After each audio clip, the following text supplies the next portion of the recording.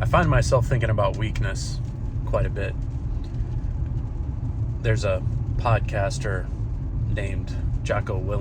Found out about him through the Joe Rogan podcast. He has this video called Good. I'll put a link in the description below. Through him, he has this, is stoic the word for it? He has this stoic approach, this stoic philosophy. Within it, he describes anger as being a sign of weakness. All well and good, and sometimes when you see somebody else getting angry or you see yourself getting angry, you can kind of step outside and see that for what it is. I would say weakness is also a sign of weakness. Take, for example, this venture that I wanted to do. I'll give you some background on it. Thank you, Pop. Thank you, Backwoods, for your responses.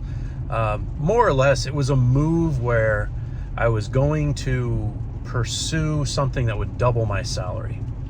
I figure I don't really want to work much more than 12 more years, maybe less, from where I am now. Could be some sort of a weird midlife crisis. I enjoy what I do, but the people part has gotten old, which there's a shame of that.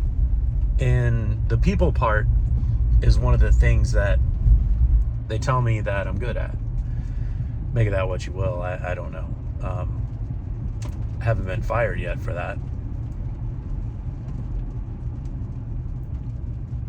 But I grow tired of being, say, the middleman of what occasionally is a substandard product. So, customer communicates something about their vehicle, technician looks at it, they communicate poorly or incorrectly what the vehicle needs, and there I am in the middle, either directly or there to mop up the situation, or for one of my service writers interpreting either one of those incorrectly, and there I am to mop up the situation. What does that have to do with weakness being a sign of weakness? Well, if I personally couldn't hold up to the wife just trying to express her concerns about going into a completely different segment of business, how would I be able to handle some true challenge within that, you know? Just a thought. I've avoided the appearance of weakness in the past, much to my own harm. I never liked the idea of being able to share that I was overwhelmed, but it was essential. I don't know if I was afraid if you stand up, you lose your seat kind of thing, or because I had sold myself as something different, or I held myself to some crazy standard. There's something about pursuing a standard,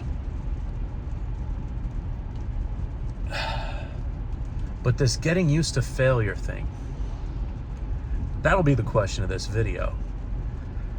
I have heard people that I consider to be successful say that if you're not failing, then you aren't trying hard enough. If you aren't failing, then you aren't learning anything. But man, I hate to fail. Failure hurts, especially when I'm doing something that I figure is attainable or I claim is attainable. Somehow I forgot to let that go. Somehow. What's y'all's thoughts on failure?